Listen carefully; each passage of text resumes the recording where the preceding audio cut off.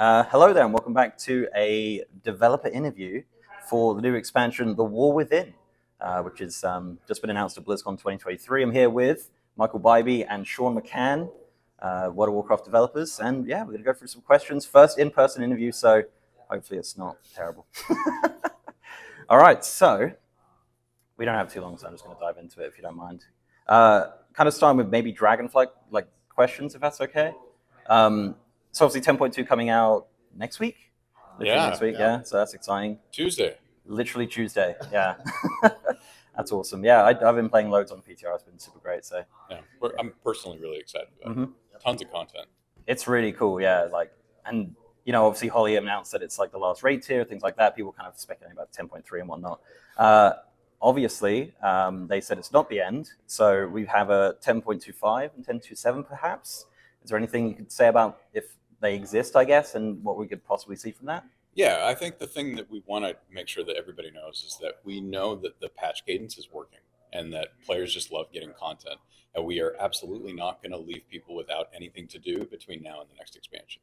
And so the intent is to have about every 8 weeks more content updates coming. We'll keep doing that until we release the expansion. We're not ready to talk about exactly what's in all of those, but I can say they're very exciting, and a lot of what you'll see are things that players have been asking for, and some of it will be surprises that nobody has any idea is coming, which is very exciting. Oh wow, that's such a tease. I guess with kind of going off of that, obviously we had the Fated season in Shadowlands. I think at the end of that was season 4, was it? I think. Could we see something like that return as for players who do seasonal content? Not ready to talk about it exactly, but we will say, we know that players loved it, and it's something we've talked about internally as something we'd love to bring back. Brilliant. I guess kind of sticking with Dragonflight, but also War Within. Dragon riding talents, obviously dynamic flying coming in, which I assume the other one's called, is it called static flying? Yeah, static flying. Yeah, so you got two. You can flying. I guess with Dragonfly, obviously we had the talents, we had the glyphs around the world, around the Dragon Isles and stuff like that. What's becoming of those in 11.0? It's just going to be part of dynamic flying. Okay.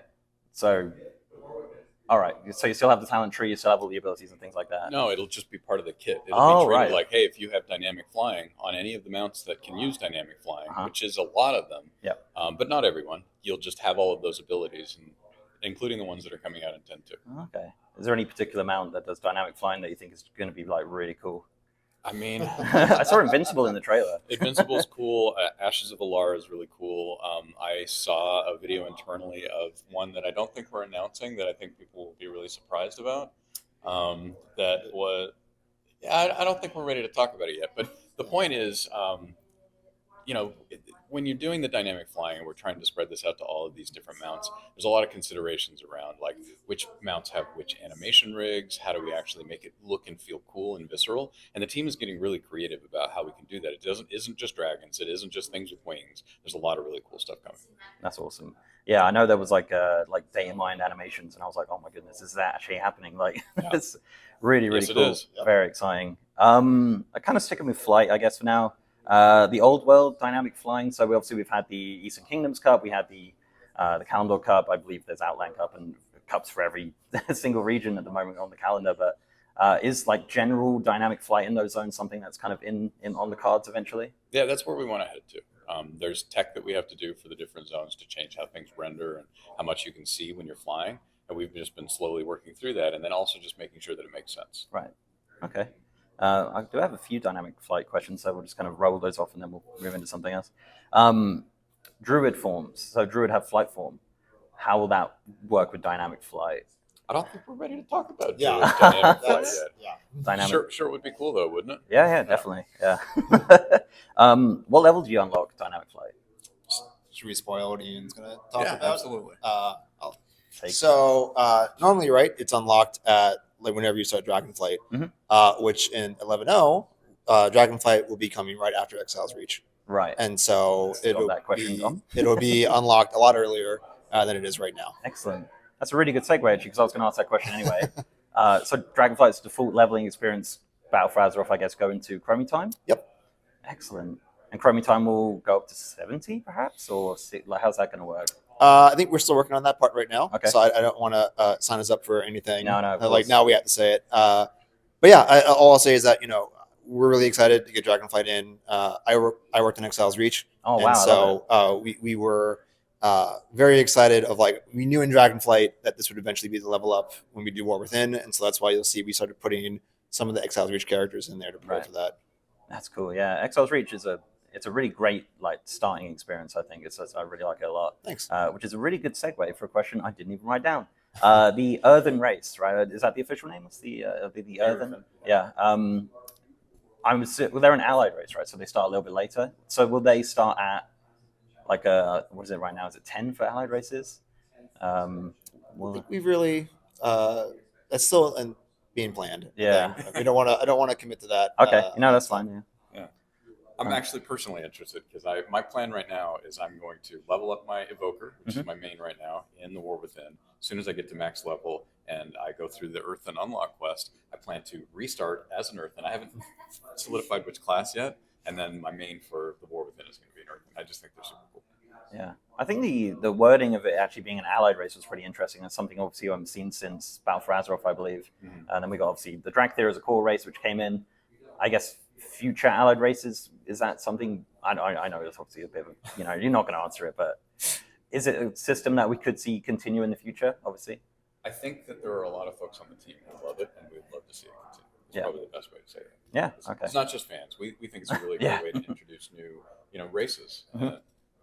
It's a tool that we have, right? So when it's right to use, we use it, and if we don't need to use it, we use something else. Excellent. Well, we're kind of talking about the Earthen race, so I've got a few about those, I guess. The racials for the race, is that something that's been kind of fleshed out? There's a pun there, I'm sure. But yeah, so I don't think there was anything mentioned about the specific racials. I mean, other dwarves, the Dark Iron Dwarf racial is maybe the best one that's ever been made, the Mole Machine one. Yeah. So if they have anything like that, then it's going to be very expensive to race change. I think the Earth and the plan for their racial is that they destroyed the Mole Machines. We're still working on that, and it'll probably be once it's up on PTR and it's available, people will be able to see what we do. Yeah. And it won't be destroyed Mole Machines. No, so thank goodness. Unfortunately. Yeah, I guess talking about PTR and kind of the cadence of how things have been.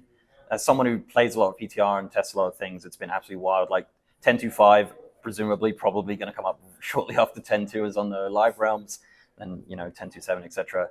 I don't think it's really been talked about a lot, and I'm sure you can't talk about it either. But alpha and beta cycle, is that something we're going to see kind of in the normal cadence of how we can expect it, or is it something we could see possibly sooner? I think you'll see it more like what we've done in the past, but it's something that we're still solidifying exactly. And the timing for that, it's actually really interesting. We're having to solve some things that we haven't encountered before because we're releasing so much content. Yeah. The team that releases Classic actually releases, Modern WoW as well. And so we're just this patch cadence. It's just chonking out every time. And so we've actually had to figure out some new processes for the way that we handle releases. All of the alpha and beta for the War Within will collide with all of our other things. We'll have to solve that. We're excited about it. It's a great problem to have, but it's definitely something we're still working through. Yeah, definitely a good time to be a content creator, I guess. So, endless stuff to do. Yeah. All right, let's see what else we got here. There's just some general questions that I'm curious about, I guess. I also every interview as well. Race class combos, we've seen that kind of expanding over the last. Definitely Dragonflight, we've had a lot of them come in, monks, I believe, and what was the other one? It was, I can't remember, but yeah, we've had many come in. Is that something we can see expanded in the War Within and beyond? We want to expand them, but we don't have any specific ones that we're ready to talk about right now. Right. This sort of touches on that same point about the dynamic flying, where adding more race class combos, a lot of times it needs to make sense from can the dev team support it with animations and make it still look cool, and then it also needs to make sense from a story perspective and have there be a reason why this particular race can do that class, maybe that didn't make sense in the past. Yeah, I think you saw that with Warlocks, where we said, hey, we'll put out a quest that explains a light forged Draenei is going to dip their toes into some fel. Which I thought was really interesting. Yeah, it was fun. Yeah, that was great. Yeah, it's great to see that kind of stuff come in. I played the Warlock. I don't even have a Warlock, and I went on PTR, made a class trial and did it. I was like, that's phenomenal. Really, really fun. What else we got? So kind of, I guess, leaning into character stuff. Customizations, obviously the Earthen have a ton of awesome customizations. and we've seen a few kind of sprinkled in over Dragonflight. I think we just had the Blood Elf hair colors coming in 10.2, various things like that. Is that something we might be able to see more of in the future, perhaps more for like allied races as well, because some of them are a little bit lacking compared to their normal race counterparts, I suppose. Yeah, no specifics to add right now, but like the point is that the team wants to make sure that there's tons of options for players to express themselves, to do cool stuff, make cool characters, and we're going to continue to push the boundaries there. Awesome. Right, into War Within questions, right? Sorry, we're out of time. Well, thanks for coming, guys. It's been really fun. Thanks, everybody. Warbands. I made a small noise when that was announced. I don't know if I could have controlled it. I love you and everybody else. Oh, including so me. I've been like pushing for account-wide stuff for a long time, and this is like literally the perfect thing. Mm-hmm. It's something we've seen in other games as well, and it's like always been like this would be perfect for WoW, and it's really cool to see it come in, especially as an evergreen feature as well that's going to continue. So the question is, it's a couple things. So the factions was announced as account-wide, right? So, and I presume the renown system is coming back in War Within as well. That's the plan. So how would that work in regards to like, say you had two characters and you were doing whatever the name of the renown is, like you do like a world quest which gives you rep on one character. Could you go on another character, do that same world quest? Would that give you reputation as well? Like, would that just, you could kind of cheese it in that regard? Yeah, I think one of the things that we're looking at is to make sure we want to write that balance between we want to support the accounts, but also not have it be, here's the guide to maxing out renown, make 20 alts, and then, that just feels terrible. And so in this case, while we're not going to commit to, hey, here's how it works, we are going to make sure that like the best way to do renown isn't essentially like the worst way to play of like just grind your face off, get 1 million alts, and get the renown done in a day. Mm-hmm. Yeah, it makes sense. I guess how many renowns are there on launch, I guess? A decent number. That's all we can say right now. Yeah, there was a screenshot, and I'm pretty sure it was all just like random names and stuff. But it might be the actual. Some of those, I think the quest team was in there, and so I think that was just the UI artist. Yeah, just to show it. Yeah. I guess sticking with factions, will we see like legacy factions in the warband system as well in regards to like count-wide stuff? Because I know for a lot of people, that's a massive like kind of they on their ults they want to jump in and be able to kind of get those have those factions exalted already. Is that something we could see come in as well? Obviously, I know it's like just War Within factions for now, but yeah, I think it's definitely starting with War Within, and then it'll be after we launch, see okay what's next for the Warbound system. Like this is a thing that we'll have for the rest of the game forever, and so it'll be an iterative process of okay, what worked really well. We also don't want to spread to everything and go, oh, this one thing actually could be improved upon. Now it has to be improved upon everywhere. We want to nail it in War Within, and then go, cool, let's take that and then make it even better for everything else in the game. Yeah. So we'll be looking at it. It won't be at least for War Within launch. I guess once you've got that door open, you can kind of like just keep pushing it open further and further. I guess like other things that kind of account bound through warbands, is it currencies was on there as well? Is that a thing that's account bound, or how's? I don't think we put currencies on there, but I think it would be cool if it was. Yeah.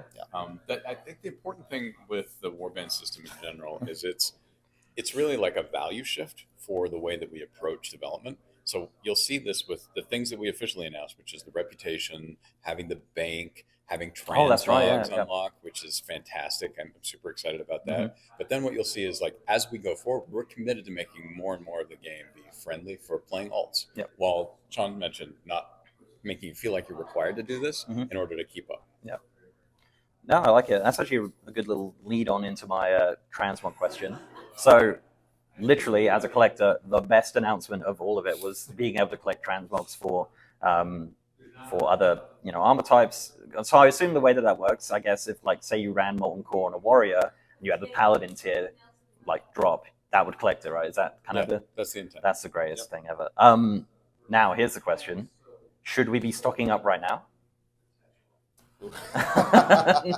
I don't think that that's the best play because we don't want to make it feel like people who come back for the War Within were at a disadvantage to players who were prepping before that. Yeah, makes sense.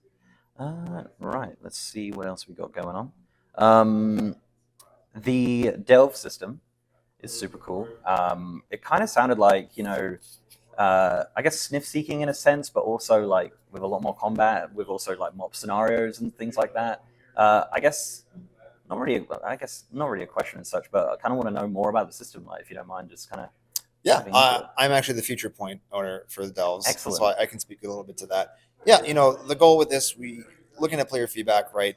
We saw lots of what do you do at endgame if you can't do mythic, if you can't do, or you just doesn't want to do mythic and raids, and the answer was like that was how players felt a lot, right? And so the solve for that is supposed to be Delves of you can go in solo, going with any kind of group comp that you want. Like me personally, my friends, and if they're watching this, they'll know I'm calling them out. That we had 3 DPS and a healer, and so we were always kind of like, we'll find a tank and we'll go do a dungeon. But now it's like, hey, if we want to do something else, we can now do Delves. And so that's what I'm personally excited about, is that there is that kind of different thing, and it is much shorter. Our plan for Delves right now will be about 10 to 15 minutes game time, and we're making sure that we're going to put no mechanics that encourage you to kind of speed run it as fast as possible. So there's no timer. You can go AFK if you're like me and your kids tend to cause emergencies. You won't tank a run by having to go AFK and do something. Okay.